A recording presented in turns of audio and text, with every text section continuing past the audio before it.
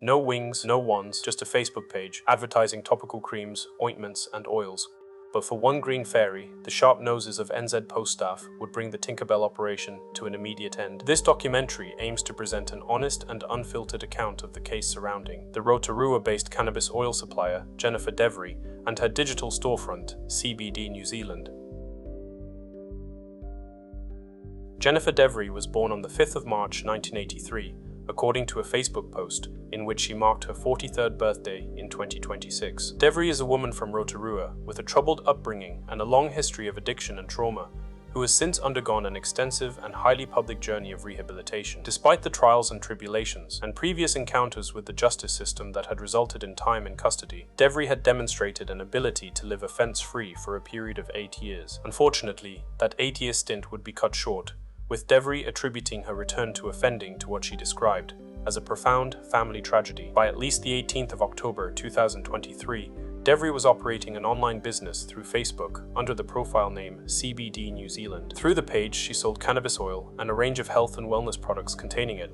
These were listed alongside other wellness products that didn't have cannabis in them at all. The page became the main platform through which Devery communicated with customers, arranged payments, and organized deliveries. Between the 18th of October 2023 and the 17th of October 2024, Devery supplied products to approximately 521 customers across New Zealand, receiving more than $32,000 in customer deposits. Her products varied in price and quantity, ranging from $25 to $260, and from 20 to 100 milliliters. The operation would continue into late 2024. Between October 18th and the 4th of December, a further 57 customers deposited almost $4.5 grand, bringing the total recorded payments across the two periods to nearly $37,000. These payments were commonly accompanied by references such as CBD NZ, CBD oil, 100ml, bud, or balm. But just before that second period began, Devery's operation would first come to police attention through a single postal transaction. On October 6th, Devery engaged in a conversation with a potential customer on Facebook who had seen an advertisement on the CBD New Zealand FB page. The ad was promoting a special deal offering 3 bottles of cannabis oil for $50. The customer, who was based in Napier, specifically requested that the oils contain THC. Devery provided her bank account number, requested that the buyer send a screenshot to confirm the payment was made, and promised to provide the tracking details once the customer supplied an address. The following day, Devery deposited the parcel into a New Zealand post drop box located at the West End Dairy in Rotorua, destined for Napier. When postal staff in Napier received and processed the package on October the 9th, they noticed a suspicious smell emanating from the parcel and contacted the police. Officers retrieved the package, noting in their reports that it, quote-unquote, reeked of cannabis, and upon opening the mail discovered 3 clear dropper bottles filled with a dark green liquid. The next day, on October the 10th, authorities executed a search warrant at Devery's Rotorua home. During the search, police found New Zealand Post packaging alongside large quantities of empty capsules, which were described as being similar to those containing the cannabis oil, which were discovered in the Smelly confiscated package. Police also found just over $3,500 in cash, predominantly in $50 notes, scattered between a Nike bag, a dresser drawer, and who would have guessed, beneath the mattress in Devery's bedroom. Following the police investigation, Jennifer Devery faced legal proceedings in the Rotorua District Court.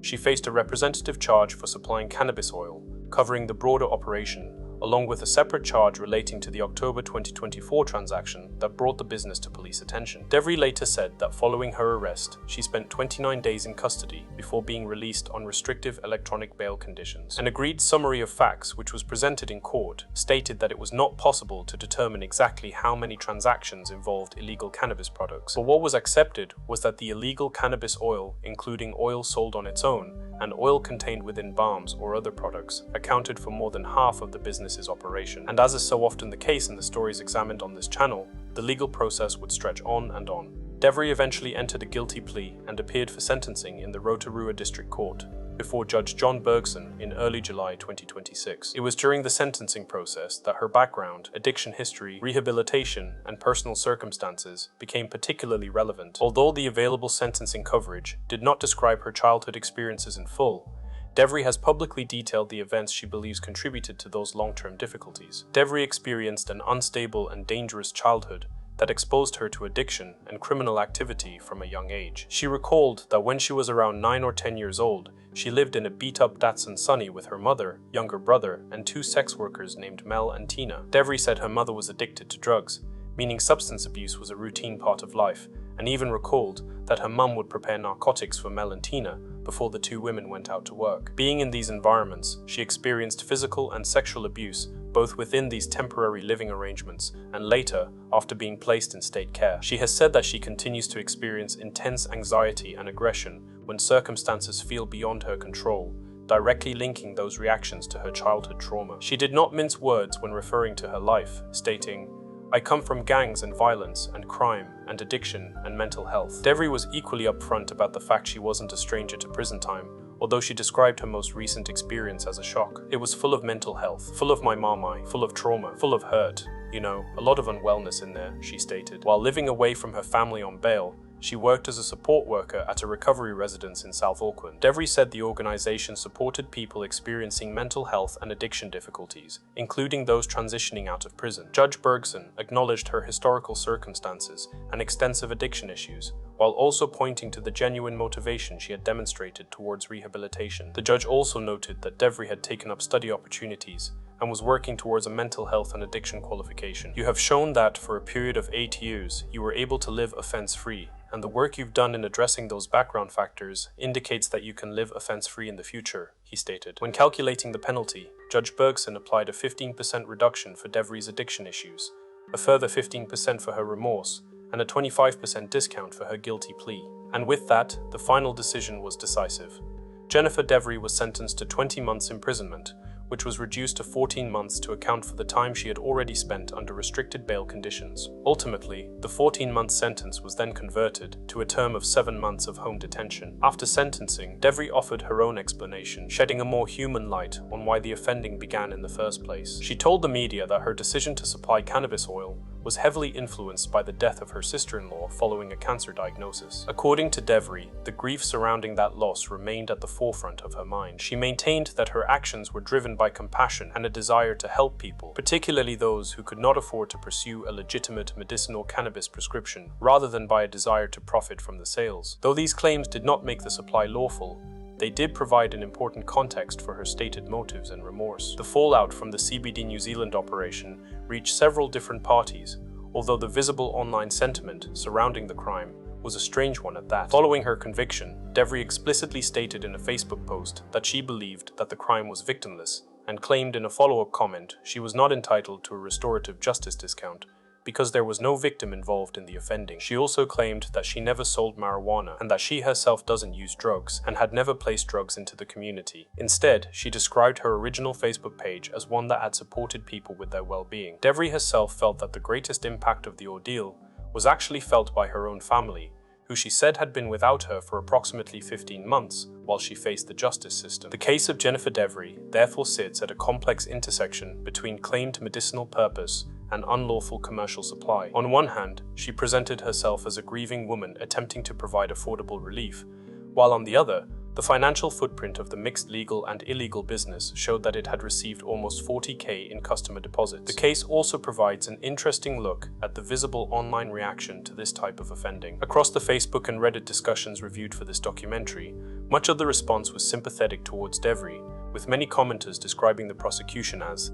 excessive or the offending itself as victimless. One commenter compared the outcome with sentences imposed for violent offending and wrote, "More prison time than some violent thugs and rapists or career criminal home invaders." Another comment argued, "What an enormous waste of everyone's time to investigate this, prosecute it, and now monitor her on home detention. Selling cannabis oil to cancer patients, forget victimless crime.